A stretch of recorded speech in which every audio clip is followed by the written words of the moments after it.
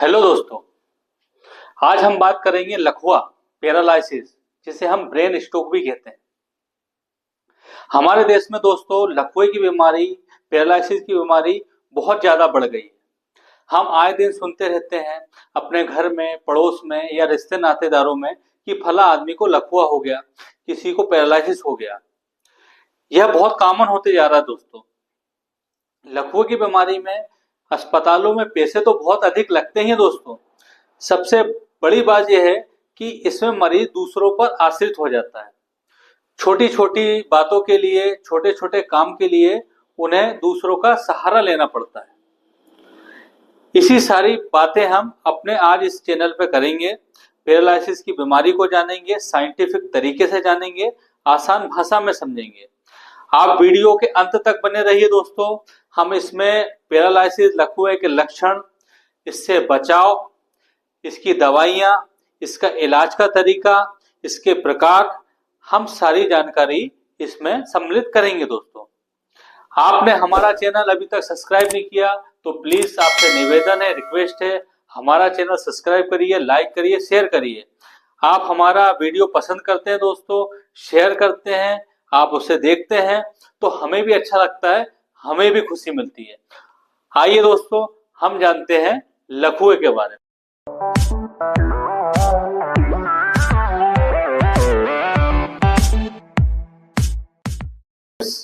Brain stroke एक medical emergency है।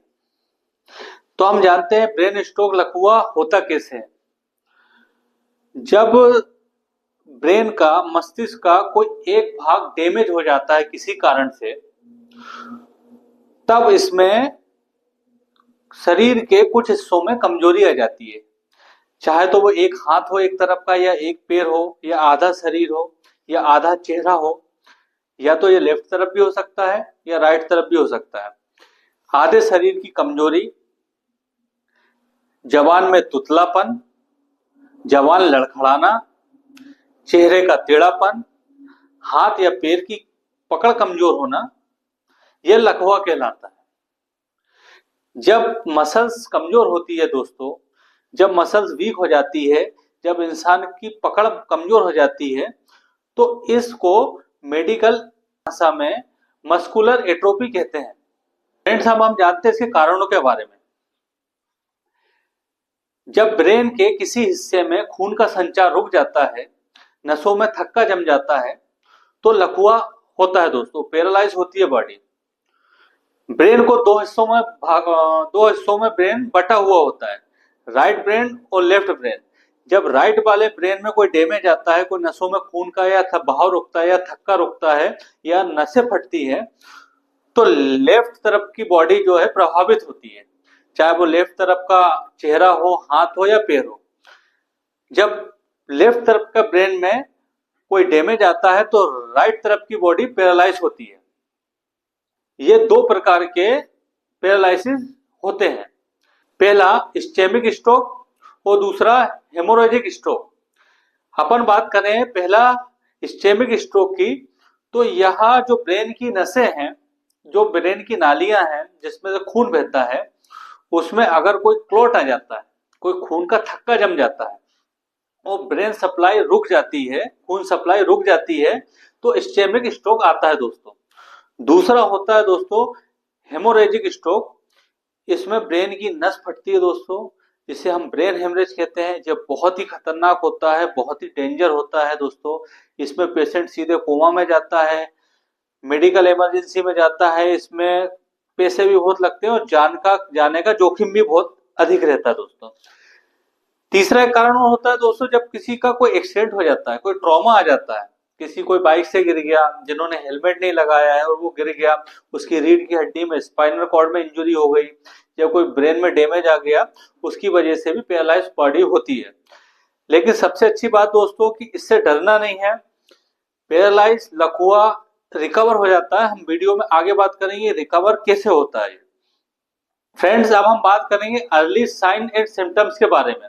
ऐसे कौन से साइन एंड सिम्टम्स है, ऐसी कौन सी चेतावनी है जिसे हम समझ पाए, या तो अपने से या दूसरों को, ताकि हम पैरालाइज होने से पहले ही उससे बचाव कर पाए। Prevention is always better than cure. जब आपको लकवा पैरालिसिस आने वाला होगा दोस्तों, उसके पहले अचानक से जवान तुतलाएगी, जवान लड़खड़ाएगी दोस्तों, और 5-7 मिनट में अपने आप ही नॉर्मल हो जाएगी। या तो एक साइन ये हो सकता है, दूसरा साइन ये हो सकता है कि आपकी पकड़ कमजोर होगी, हाथ या पैर लड़खड़ाएंगे, आपकी कोई चीज पकड़ने में हाथ या पैर की पकड़ कमजोर होगी दोस्तों। एक साइन ये हो सकता है दोस्तों, अत्यधिक सिर दर्द, अचानक से सिर में बहुत ज्यादा तकलीफ होना, बहुत ज्यादा दर्द होना, और 5-10 मिनट बाद नॉर्मल हो जाना। एकदम से बहुत अधिक चक्कर आना, इतने ज्यादा चक्कर आना कि आपको बैठना पड़े या लेटना पड़े, और अपने आप बिना दवाई लिए बिना कुछ करे आपको 5-7 मिनट में वो नॉर्मल हो जाना। जब आपको ऐसे लक्षण आते हैं तो ये मेडिकल इमरजेंसी है दोस्तों, तुरंत अपने डॉक्टर से आपको कांटेक्ट करना पड़ेगा। अब हम बात करेंगे इनके सबसे बड़े लक्षणों के बारे में। सबसे बड़ा लक्षण है इसका चेहरे का टेढ़ापन, चेहरा टेढ़ा हो जाता है, राल टपकने लगती है, बोलने में तुतलापन आ जाता है, मरीज तुतलाने लगता है, हाथ पैर का कमजोर होना, हाथ पैर टेढ़े होके चलना, किसी के सहारे चलना, चक्कर आना, अधिक सिर दर्द होना, हाथ पैर में झुनझुनी, हाथ पैर में सनसनाहट, पकड़ कमजोर होना, चिड़चिड़ापन, बीपी का कभी अचानक बढ़ जाना, ब्लड प्रेशर का कभी अचानक लो हो जाना, डायबिटिक पेशेंट को हाई शुगर रहना, ये इसके मुख्य लक्षण है दोस्तों। ये सबसे बड़े कारण के बारे में कि ऐसे कौन से सबसे बड़े कारण है, कौन सा सबसे बड़ा रीजन है जिससे कि पैरालाइज होता है, लकवा लगता है, पेन स्ट्रोक आता है। इसका सबसे बड़ा एक मुख्य कारण है दोस्तों हाई ब्लड प्रेशर।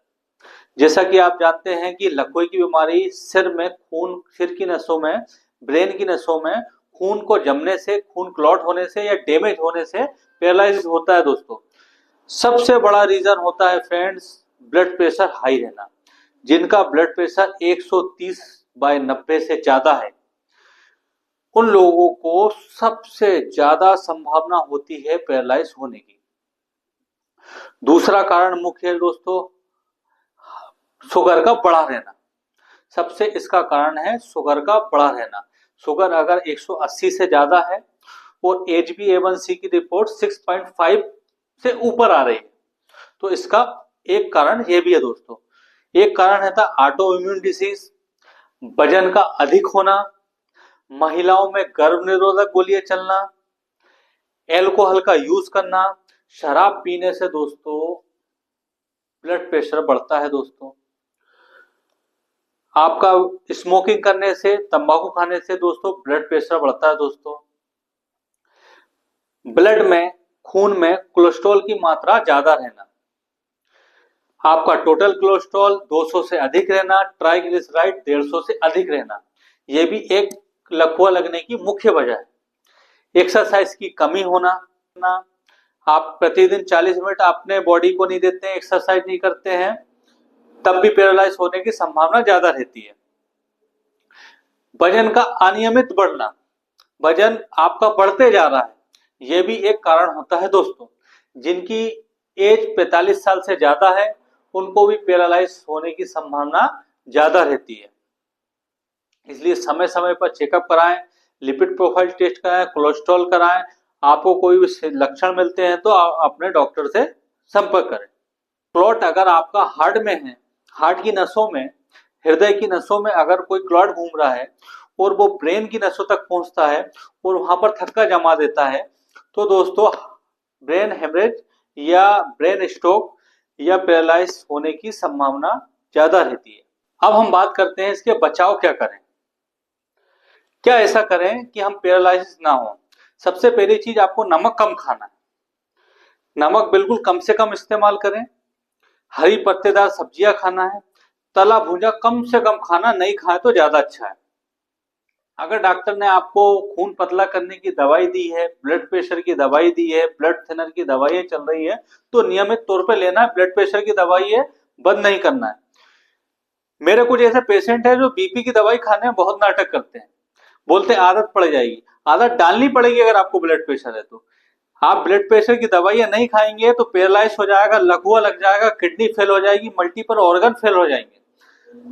अस्पतालों में पड़ा रहना पड़ेगा, आपका खर्चा भी बहुत लगेगा। इसलिए जब डॉक्टर बोलता है, ब्लड प्रेशर की दवाई देता है, तो आपको बिल्कुल नियम से खाना है, बिल्कुल खाना है। यही पैरालिसिस होने का सबसे बड़ा बचाव है।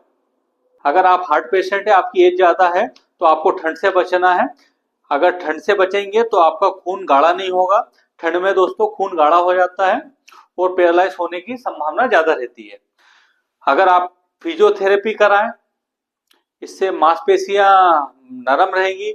शरीर दोस्तों एक मशीन की तरह होता है, अगर मशीन नहीं चल रही है तो मशीन भी जाम हो जाती है। उसी तरीके शरीर को चलाना भी बहुत अति आवश्यक होता है दोस्तों। आप शरीर को चलाएंगे तो आपका शरीर बिल्कुल हल्का रहेगा। आपको व्यायाम करना है, रनिंग जॉगिंग जो आपको बनता है आप वो करिए, लेकिन आपको शरीर को चलाना पड़ेगा। अगर किसी को पैरालाइज है, आपका कोई मरीज है घर में है, या आपका कोई जानने वाला है, आपकी फिजियोथेरेपी की वहां व्यवस्था नहीं है, कोई फिजियोथेरेपी डॉक्टर नहीं है, तो आप घर में उनकी एक्सरसाइज कराइए। आपकी उनके अगर हाथों पे उनका लकवा है तो आप उनको हाथों की एक्सरसाइज कराइए, उनका हाथों का मूवमेंट कराइए, आप उनके हाथ ऊपर नीचे करिए। पैरों में है तो पैरों को चलाइए। आपको उनको चलाते रहना है, उनकी मांसपेशियों को बिल्कुल रिलैक्स करके रखना है। अगर आप उनकी एक्सरसाइज नहीं कराएंगे तो वो और अधिक जाम हो जाएंगे दोस्तों। खान पान सही रखें, हेल्दी डाइट लें, अपना ब्लड प्रेशर कंट्रोल करके रखें, अपनी शुगर कंट्रोल करके रखें। कोई किसी प्रकार की नशे के लिए ड्रग्स नहीं ले, कोकीन नहीं ले दोस्तों। कोकीन से ब्लड का फ्लो बहुत ही स्लो हो जाता है। अगर कोई हार्ट पेशेंट नहीं भी है, किसी का पैरालाइज होने की कंडीशन भी नहीं है, और अगर कोई कोकीन लेता है, कोकीन का नशा करता है, तब भी उसका जो है बॉडी पैरालाइज हो जाती है। बहुत सारे ऐसे पेशेंट हैं जो कोकीन का नशा करते हैं और वो उनकी बॉडी लकवा हो गया, उनको पैरालाइज हो गई है, उनको हेमोरेज हो गया है। इसलिए दोस्तों कोकीन का सेवन ना करना और किसी प्रकार का किसी भी टाइप का कोई सेवन नहीं करना। आपकी स्मोकिंग ब्लड प्रेशर बढ़ाएगी और आपकी शराब ब्लड प्रेशर बढ़ाएगी, और कोकीन ब्लड की सप्लाई को स्लो कर देगी। बॉडी में ब्लड नहीं बहने देता कोकीन, बहुत स्लो हो जाता है, बॉडी पैरालाइज हो जाती है। मेरे नजर में बहुत ऐसे यंग लड़के हैं, बहुत से ऐसे युवा हैं जो कोकीन का सेवन करते थे, आज उनको लकवा लग गया है। तो प्लीज आपसे रिक्वेस्ट है कि नशा बिल्कुल ना करें। डायग्नोसिस, अगर किसी मरीज को पैरालिसिस हो गया है और आप उसे हॉस्पिटल लेके गए तो डॉक्टर क्या डायग्नोस करते हैं? सबसे पहले मरीज का बीपी लिया जाता है, ब्लड शुगर चेक करी जाती है, अदर ब्लड इन्वेस्टिगेशन किया जाता है, बीटी-सीटी टाइम देखा जाता है, कैरोटिड डॉपलर किया जाता है, 2D इको किया जाता है, ब्रेन के किस हिस्से में कितना डैमेज हुआ है, इसको जानने के लिए डॉक्टर एमआरआई या सीटी स्कैन कर सकते हैं। अच्छा, इसके इलाज के क्या क्या तरीके होते हैं? सबसे पहले डॉक्टर आपकी हिस्ट्री पता करते हैं, कारण पता करते हैं कि आपको किस वजह से, किस कारण से आपको स्ट्रोक आया है। फिर डॉक्टर डिसाइड करते हैं कि आपका ट्रीटमेंट किस तरीके का होगा, आपको किस तरीके के ट्रीटमेंट की जरूरत है। अगर ब्रेन स्ट्रोक का कारण इस्टेमिक है, इस्टेमिक स्ट्रोक है, मतलब ब्रेन की नसों में खून का थक्का जमा है, तो डॉक्टर इसे थ्रोम्बोसिस करते हैं। इस तकनीक से, ऐसी तकनीक होती है जिसमें कुछ दवाइयाँ दी जाती है जिससे ब्रेन की जो नसों में खून जमा है वो खून का थक्का खुल जाता है और खून नसों में चालू हो जाता है, जिससे पेशेंट को आराम मिल जाता है। उसके साथ साथ डॉक्टर आपको खून पतला करने की कुछ ब्लड थिनर की दवाई देते हैं, कुछ एंटी प्लेटलेट दवाइयाँ देते हैं। अगर खून के थक्के जमे हुए हैं और थ्रोम्बोसिस से आराम नहीं मिल रहा है तो फिर डॉक्टर इस कंडीशन में सर्जरी कर लेते हैं।